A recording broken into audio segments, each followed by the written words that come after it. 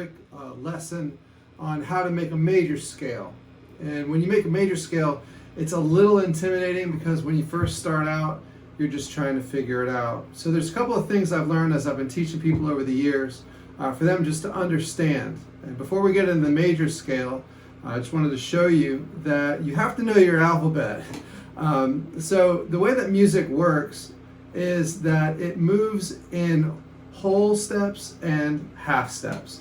That's the big thing. Now, I always tell my students, I say, make sure that you know that E and F and B and C are very close to one another. Meaning, like, there is no space in between each other.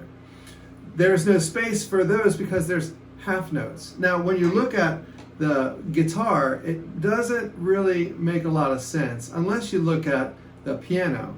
So what we'll do is we'll look at the piano, and when you look at the piano, you'll see that there are black notes and there are white notes. And you'll see the spacing in between the two. And I always show my students this spacing because it helps you understand that the guitar does the same thing.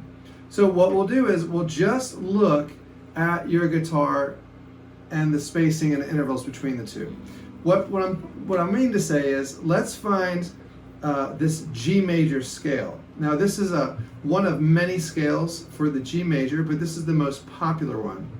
And if you look, you'll see that you put your ring finger on the 4th fret, your middle finger on the 3rd, and your first finger on the 2nd fret. So actually, what you'll do is just lay your fingers across the frets just like this. And when you do that, you'll follow a similar pattern. The pattern starts here, and then a whole step here. So that whole step is basically from G to A, because the top string, remember, is E. So E and F are best friends, so that's E and F, that's a half step. A whole step is from here to here. So F, G. Now if we take the pattern, G to A, you have G, A is a whole step. Well, if I know that, then I know the first part of the major scale, and it's only 8 notes. So let's count. 1, 2, 3, 4, 5, 6, 7, 8. Now, did you see that pattern that I used? We're going to use that pattern for the top 3 strings, the D string, the A string, and the E string. And it's going to look like this. G to A, so 3 to 5. And I'm keeping my fingers all in the same aisles, in the same, I call them roadways, whatever you want to call them, but you keep them in the frets. So here, here, and then from here, from the 4, you go to the 1, and then so 4, 1, then half step. Oh, check that out. That's B and C, B and C. So 1, 3. Try it one more time.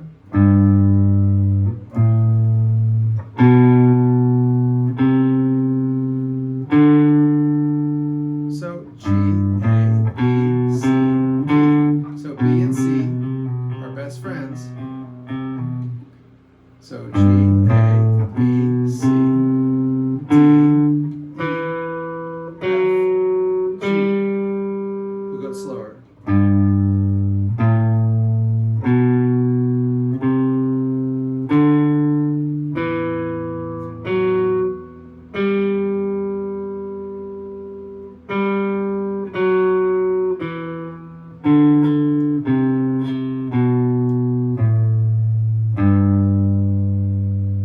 That's the G major scale.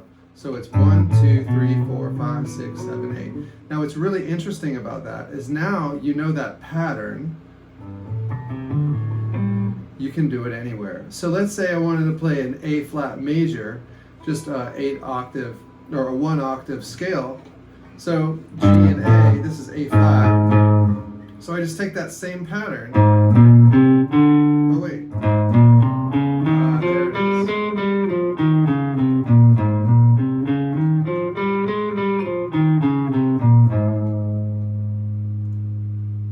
So go back to G. And you can use that through the entire length of the guitar. Anywhere you can do it. So as you practice, what you want to do is you just want to go really, really slowly, like super slow.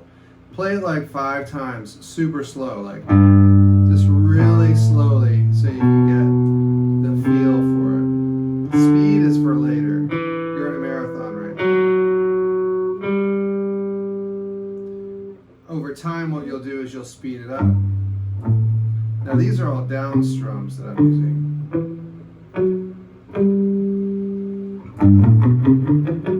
Now you can practice go down up. And that will speed up your process. But let's not worry about that right now. Let's just do. Now at the beginning of the video you saw me do something else. You saw another pattern for that major scale, and I ended like this. Well, that was crazy because there's another pattern to unlock it.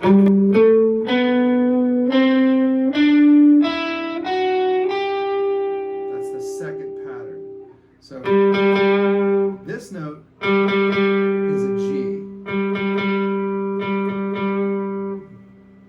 G, A, B, C, D, E, F sharp, E.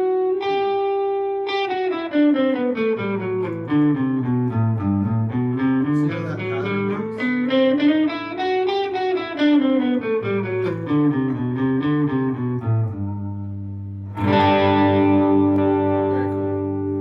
Very cool. I hope you like that. I hope that was helpful to you. Go ahead and put some comments down below. Let me know if I could help you out in any other way. Ask questions. I'm here to serve because we're here to play music, and I want to help you play what you feel.